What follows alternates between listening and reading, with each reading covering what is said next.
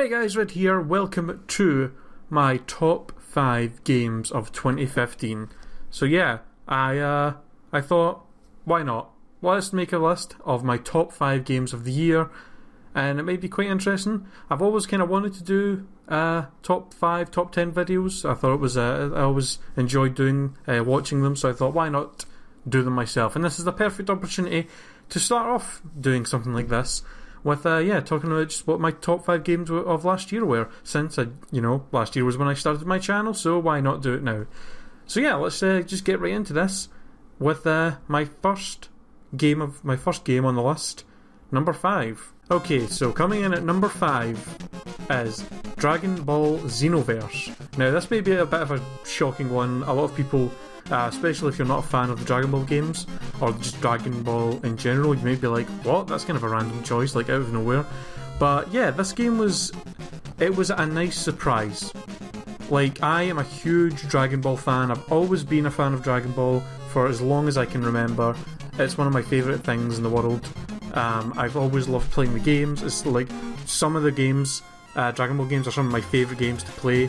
But in my opinion, Dragon Ball Budokai Tenkaichi was the last good Dragon Ball fighting game. But since then, there haven't been any good ones. Like, there have been some that have been just kind of okay, and some that have been just absolutely terrible. But Xenoverse was such a breath of fresh air. The game is so much fun to play. It plays really well.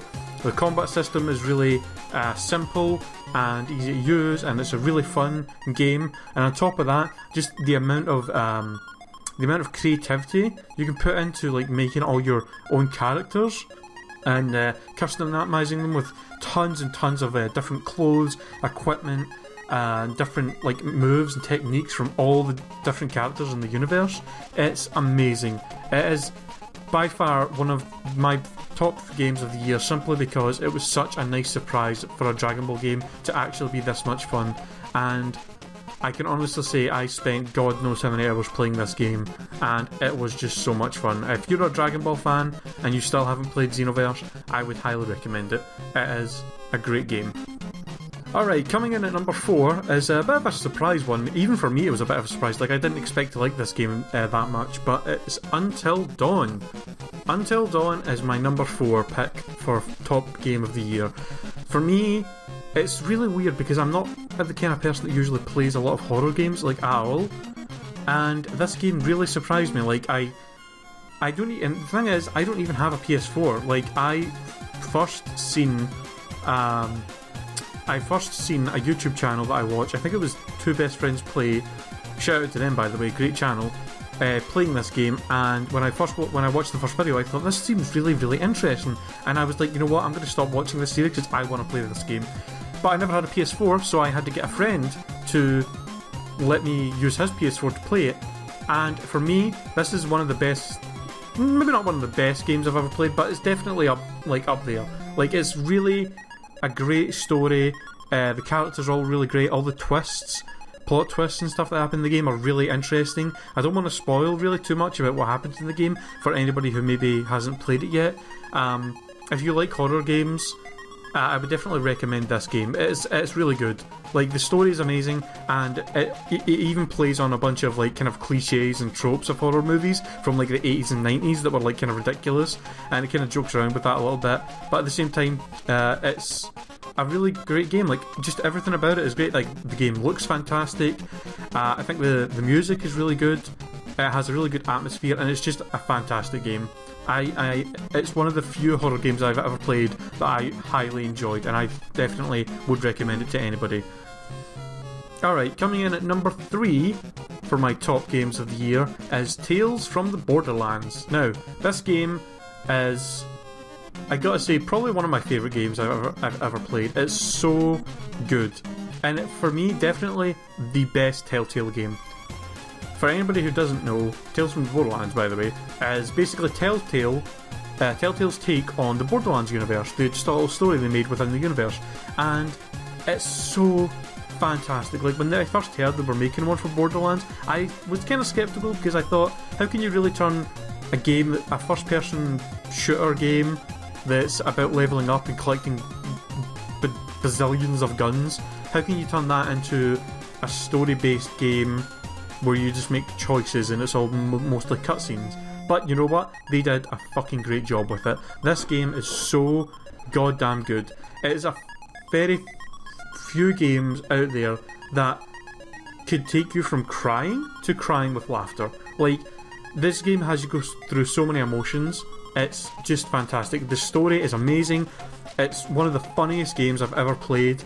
And I don't want to spoil too much for anybody who hasn't played it, but episode 5 of the series was one of the best things I've ever played. It was just so ridiculously amazing, and I don't even know how to put into words how much I enjoyed playing this game. If you're a fan of Borderlands, or just a fan of Telltale in general, you definitely need to play Tales from the Borderlands. It is fantastic. Alright, coming in at number 2 is a game that may not surprise a lot of people, because it's probably on a lot of people's lists, but it is Rocket League. That's right. The very popular indie game that pretty much everybody seems to love. Yeah, I mean, if you haven't played Rocket League, have you been living under a rock? Like, this game is just everywhere and it's fantastic. It shouldn't come to any surprise that it made it onto my top 5 games, because it's just so good. And like, probably one of the weirdest things about it is that it takes two things that I don't have any interest in, put them together, and somehow made it one of the funnest things in the world.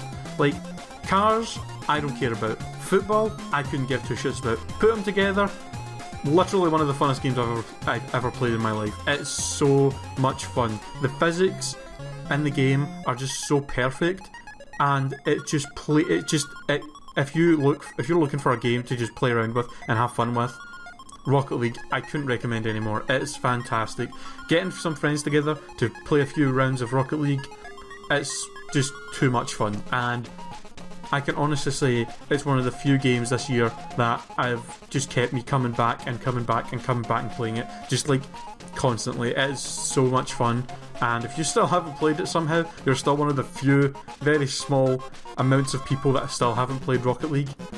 Get on Steam or your PS4 and play Rocket League. It's fantastic. Alright, and it's time for number 1. My number 1 game of the year, and I must say, if for anybody out there who may have watched my Let's Play of this game, you probably know what it's going to be already. But my number 1 game of the year of 2015 is Undertale. Yes, I know, people are going to be like, oh, of course it's Undertale, and you know, I know the game gets a lot of crap now, right now. It seems to be one of those games that everybody loved, but now everybody likes to hate on, which I don't really understand, but I'm just going to not talk about that at all. I just want to talk about the positive stuff about this game. It is fantastic. It is one of the very few games that I've ever played that really, really made me feel so emotionally involved in every character I came across.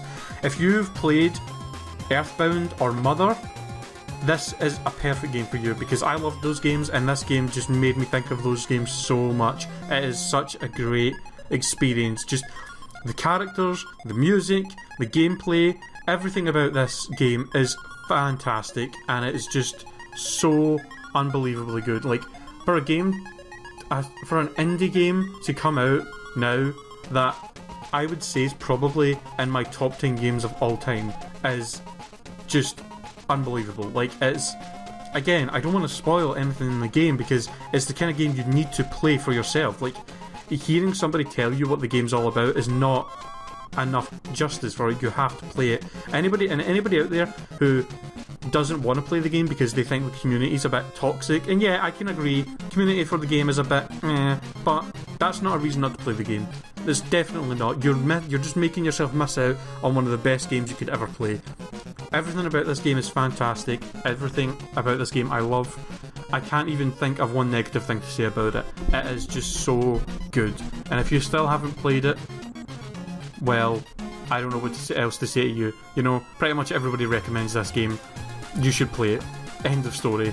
And if you don't want to play it, then you should maybe just go watch my Let's Play of it. Yeah, it's pretty good video series. But yeah, that's my top 5 games of the year, guys. I hope you enjoyed this video.